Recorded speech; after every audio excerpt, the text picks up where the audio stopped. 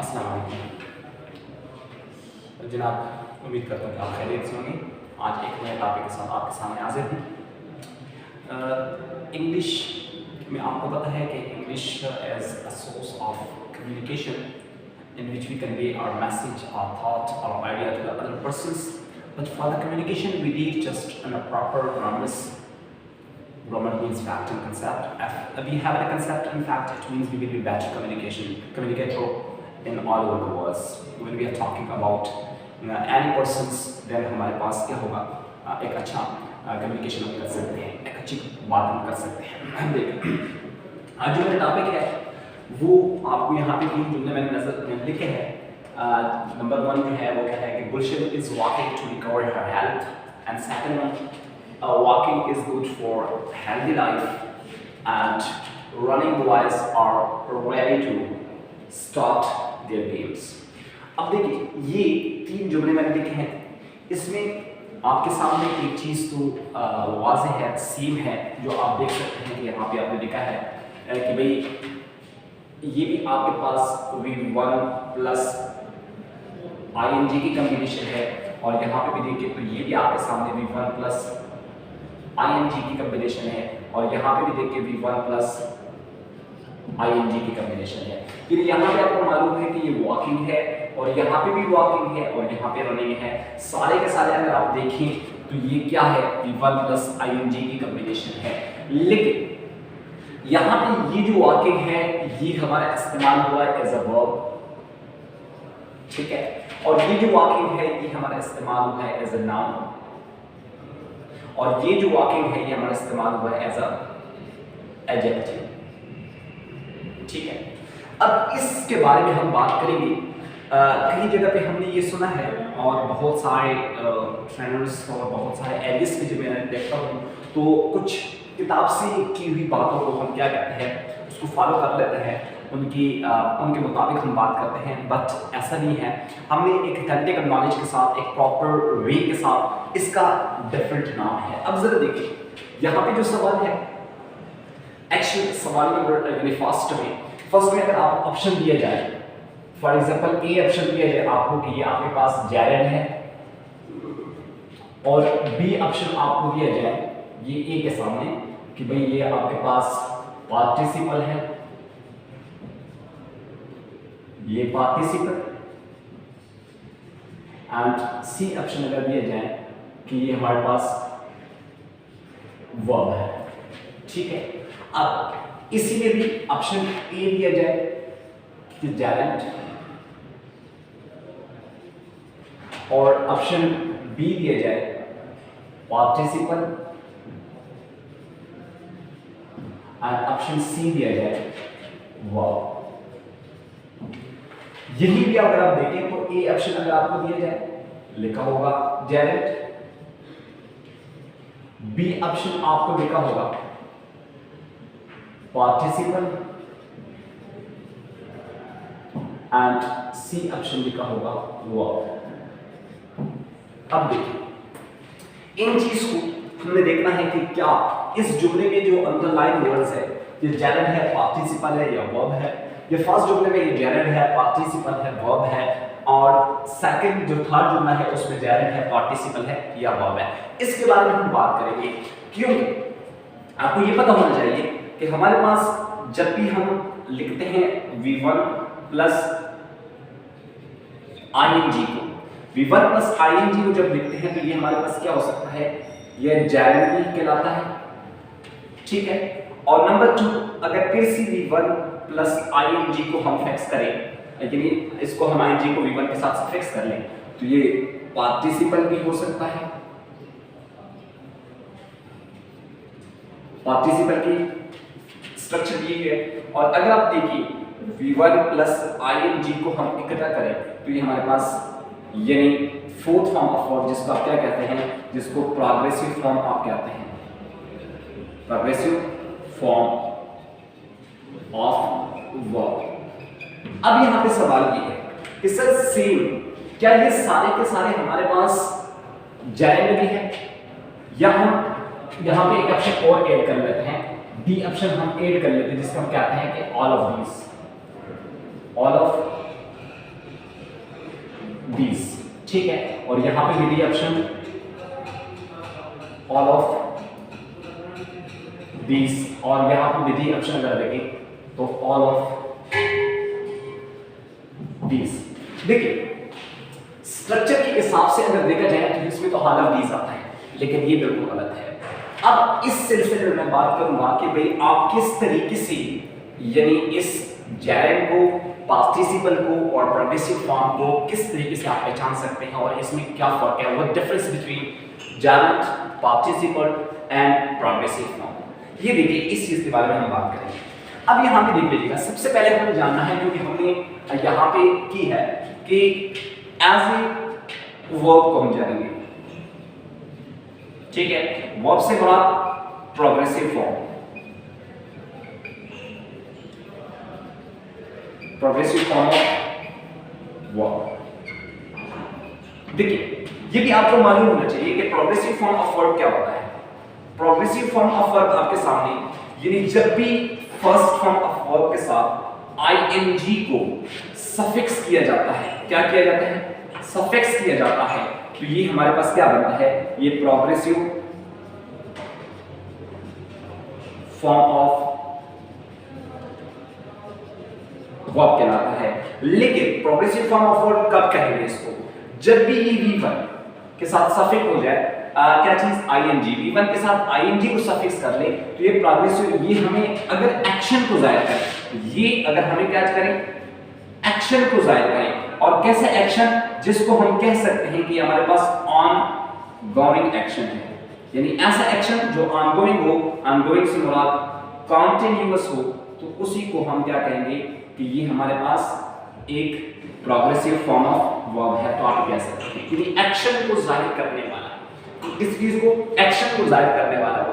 अब एक्शन आपके पास कैसे, ऐसे एक्शन जो ऑनगोइंग को रखें और कंटिन्यूअस हो और लेकिन फाइल को जाहिर करें, यानी एक्शन को जाहिर करें, इसको आप क्या कहेंगे, इसको आप जैरेंट नहीं कह सकते, वो आपके पास क्या होगा, प्रोग्रेसिव फॉर्म होगा। अब देखिए यानी एक्शन को जाहिर करने वाला वर्ब जो कॉम्बिनेशन V1 के साथ आईएनजी को सफिक्स किया जाए और इसको हम एक्शन को जब जाहिर करें तो इसको क्या कह सकते हैं, इसको प्रोग्रेसिव फॉर्म ऑफ वर्ब कहते हैं। और लाजमी बात है कि ये कहां पे इस्तेमाल होगा, किसी भी सेंटेंस में, किसी भी सेंटेंस में V1 प्लस आईएनजी जब इस्तेमाल होगा तो लाजमी है कि जब भी ये प्रोग्रेसिव फॉर्म को जाहिर करता है, किसको जाहिर करता है, प्रोग्रेसिव फॉर्म को जाहिर करता है, फॉर्म ऑफ वर्ब को जाहिर करता है, तो ये हमेशा के लिए एज अ मेन वर्ब इस्तेमाल किया जाएगा, एज अ मेन वर्ब कहलाएगा। यानी जब भी V1 को जब भी हम एज अ प्रोग्रेसिव फॉर्म इस्तेमाल करेंगे तो ये एज अ मेन वर्ब कहलाता है। और मेन वर्ब क्या होगा, वर्ब के बाद हमेशा के लिए क्या आता है, यहाँ पे कोई अदर वर्ड्स आ जाएगा, ठीक है। मेन वर्ब से पहले क्या आएगा, यहाँ सब्जेक्ट आएगा। यानी जहां कहीं भी जुमले के मिडिल में ऐसा वर्ब जो फर्स्ट फॉर्म ऑफ वर्ब यानी V1 प्लस आईएनजी आ जाए तो इसको आप कहेंगे, यानी यहां पे जब आया हो किसके साथ, यानी अदर वर्ड्स प्लस सब्जेक्ट के दरमियान में, तो इसी को आप क्या कहेंगे, इसी को आप वर्ब कहेंगे। और वो कौन सा वर्ब होगा, वो प्रोग्रेसिव वर्ब कहलाता है, प्रोग्रेसिव फॉर्म ऑफ वर्ब। और साथ साथ आप इसको कंटिन्यूअस फॉर्म ऑफ वर्ब भी इसको आप कहते हैं,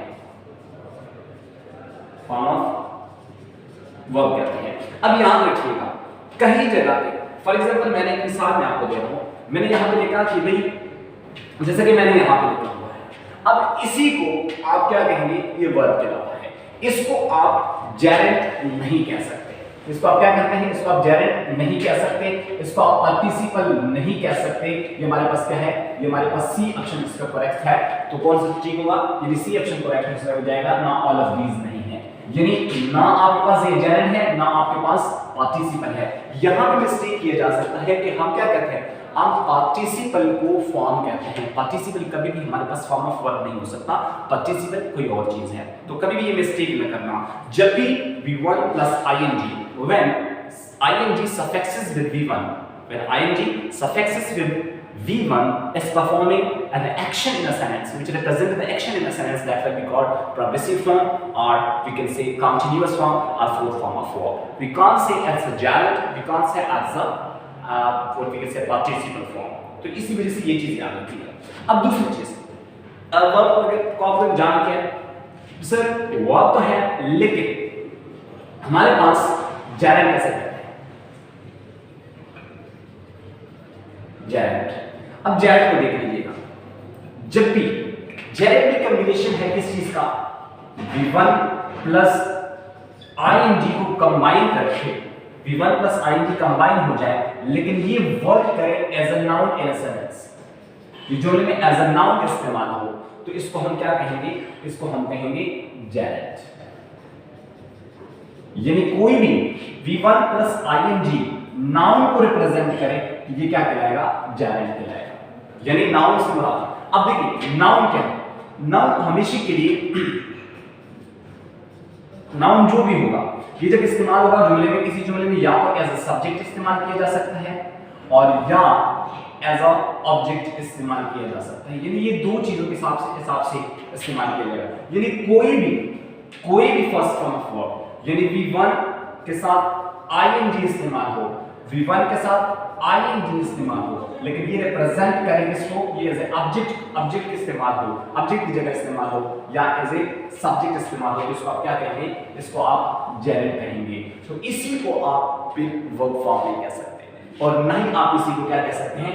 इसको आप पार्टिसिपल कह सकते हैं। जैसे कि अभी दूसरी मिसाल में देंगे। अब देखिए सब्जेक्ट क्या होता है? हमेशा के लिए सब्जेक्ट हमारे पास जुमले के स्टार्ट में इस्तेमाल किया जा सकता है। जब जुमले के स्टार्ट में इस्तेमाल होने वाला लफ्ज और रिसीवर ऑफ एन एक्शन को इस्तेमाल करने वाले लफ्ज को हम क्या कहेंगे? यानी ऑब्जेक्ट कहेंगे। तो इसी तरीके से आपके सामने यहाँ पे देखें, ये आपके सामने walking is good for health, और जो भी हमारा नाउन होगा, नाउन की रिप्रेजेंटेशन क्या होता है? यानी कोई भी नाउन जब होता है तो वो दो किस्म के रिप्लाई देता है। अगर वो सब्जेक्टिव हो, वो नाउन एज अ सब्जेक्ट इस्तेमाल हो, तो वो आपको रिप्लाई देगा व्हाट और हु का। एज अ सब्जेक्ट इस्तेमाल हो तो किसका देगा? व्हाट और हु का। अगर कोई थिंग्स है, यानी आप ये देखिएगा, अगर कोई पर्सन है तो ये देगा हु का रिप्लाई, लेकिन अगर पर्सन नहीं है, जस्ट लाइक थिंग है, प्लेस है, आइडिया है,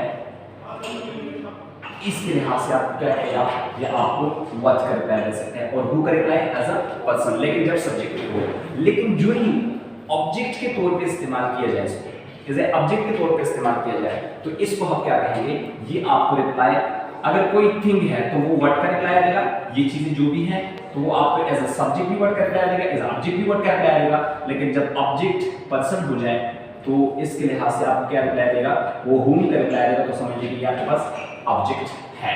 अब देख लीजिएगा, ये लाजमी बात है कि हमारे पास कोई एब्स्ट्रैक्ट में आ जाता है, इसमें आप एब्स्ट्रैक्ट भी शामिल करें, व्हाट का रिप्लाई आपको क्या दे सकता है? एब्स्ट्रैक्ट दे सकता है। ठीक है, एब्स्ट्रैक्ट भी आपको किसका रिप्लाई देगा? वो व्हाट का रिप्लाई देगा। अब याद कीजिएगा, जब भी आपके सामने कोई भी V1 प्लस ing व्हाट का रिप्लाई दे सके, किसका रिप्लाई दे सके? व्हाट का रिप्लाई दे सके, तो उसको आप वर्ब नहीं कह सकते। उसको आप क्या कह सकते हैं? वर्ब नहीं कह सकते, ये वर्ब नहीं होगा। उसको आप पार्टिसिपल भी नहीं कह सकते। जब पार्टिसिपल और वर्ब नहीं कह सकते हैं तो फिर क्या होगा? ऑल ऑफ दीज भी गलत हुआ, जैसे कि ये गलत था। ठीक है, अब ये तीनों गलत हुए तो करेक्ट ऑप्शन इसमें क्या रहा? इसमें करेक्ट ऑप्शन gerund रहा। तो यहां आपको मालूम हुआ कि gerund जहां कहीं भी जुमले में इस्तेमाल होगा तो वो as a subject and object इस्तेमाल होगा। क्या चीज? जब भी एज अ सब्जेक्ट यानी V1 plus ing as a subject और ऑब्जेक्ट इस्तेमाल किया जाए तो उसको आप क्या कहेंगे? उसको आप gerund कहेंगे। ठीक है, अब थर्ड वन, अगर आप देखें यहां पे सब पार्टिसिपल कैसे करता है? पार्टिसिपल की अगर बात कर ले, यहां पे नंबर 4 हम बात कर रहे हैं पार्टिसिपल। अब पार्टिसिपल क्या होता है? पार्टिसिपल के लिए आपने थोड़ा सा एडजेक्टिव को समझना होगा। किसको समझना होगा? एडजेक्टिव को समझना होगा। किस तरीके से आपने एडजेक्टिव को समझना होगा। एडजेक्टिव क्या लफ्ज होता है? एडजेक्टिव वो लफ्ज है जो किसी नाउन और प्रोनाउन की मीनिंग में डिटेल ऐड करें, उसको हम क्या कहेंगे? एडजेक्टिव कहेंगे। फॉर एग्जांपल मैंने लिखा कि भाई इस पार्टिसिपल, यानी यहां पे देखिए पार्टिसिपल की हम बात कर रहे हैं। मैंने यहां पे लिखा कि भाई गर्ल, गर्ल के साथ मैंने लिखा ब्यूटीफुल गर्ल फॉर एग्जांपल। अब आपने ब्यूटीफुल क्या किया? ये एडजेक्टिव बना डाला। क्यों? क्योंकि ये नाउन की मीनिंग में इजाफा कर रहा है। मैंने लिखा बॉय, आपने लिखा आ बॉय, तो इसका मतलब है कि बॉय आपके पास नाउन है और बॉय की मीनिंग में ये एक आर्टिकल किसके लिए इस्तेमाल किया गया और ये भी आपके पास एक एडजेक्टिव है।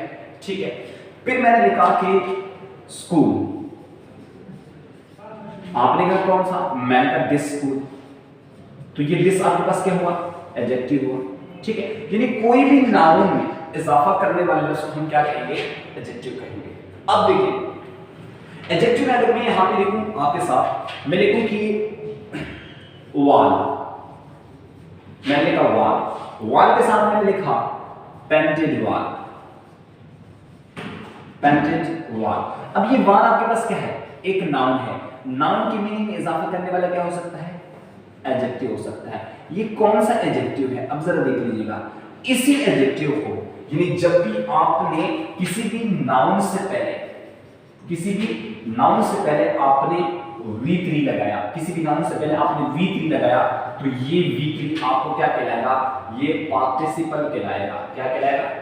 पार्टिसिपल कहलाएगा। लेकिन कौन सा पार्टिसिपल? इसी पार्टिसिपल को हम नाम दे देते हैं पास्ट पार्टिसिपल। क्या नाम दे देते हैं? Past participle. ये हमारे पास क्या कहलाएगा? पास्ट पार्टिसिपल कहलाएगा, यानी नाउन से पहले। और अगर कोई भी नाउन से पहले V4 आ जाए, V4 से मुराद आपके V1 प्लस ing, तो इसी को हम क्या कहते हैं? इसी को हम पार्टिसिपल का नाम देंगे। और ये पार्टिसिपल कौन सा पार्टिसिपल कहलाएगा? और ये हमारे पास प्रेजेंट पार्टिसिपल कहलाएगा, ये हमारे पास पास्ट पार्टिसिपल कहलाएगा। लेकिन प्रेजेंट पार्टिसिपल तब कहलाया जाएगा जब भी V4 और जब भी V3 क्या करें? नाउन से पहले इस्तेमाल हो, नाउन से पहले इस्तेमाल हो और नाउन की मीनिंग भी डिटेल ऐड करे, तो इसको आप क्या कहेंगे? इसको आप पार्टिसिपल कह सकते हैं। अदरवाइज आप इसको, यानी ना आप इसको जेरेंड कह सकते हैं और ना ही आप इसको क्या कह सकते हैं? फोर्थ फॉर्म ऑफ वर्ब कह सकते हैं। और इसको असल में दूसरा नाम भी दिया जाता है V4 और V3 को, इन तमाम के तमाम को वर्बल एडजेक्टिव भी कहते हैं। क्या कहते हैं? Verbal adjective. रीजन क्या है वर्बल एडजेक्टिव का? क्योंकि ये जो भी है ये वर्ब से बने हुए हैं। ऐसे एडजेक्टिव है which denoted and which derived from verb. So because of this you can say that is a verbal adjective. Verbal adjective is also known as a participle form. तो यहाँ पे देख लीजिएगा। अब यहाँ पे देखिए बॉयज हैं लड़के, कैसे लड़के? दौड़ते हुए लड़के। तो इसका मतलब है कि बॉयज की मीनिंग में इजाफा कर रहा है, तो ये एडजेक्टिव है। और जब एडजेक्टिव के तौर पे काम कर रहा है तो इसका मतलब है कि ये जायरेंट भी नहीं है, इसका मतलब ये कि ये वर्ब भी नहीं है, और इसका मतलब है आल दीस तो नहीं है, तो क्या हुआ? ये पार्टिसिपल हुआ। तो यहाँ पे देख लीजिएगा, इस सिलसिले में मैंने बहुत सारा देखा हुआ है कि भाई आप क्या करते हैं? आप V4 को पार्टिसिपल फॉर्म कहते हैं। Participle is not a types of verb, participle is a types of adjective.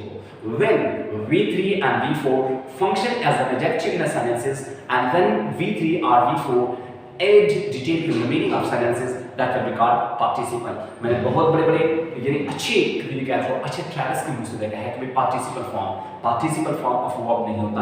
ये क्या होता है? ये actually that is called like in but when V3 and V4 were function as an adjective in a sentence, that will be called participle.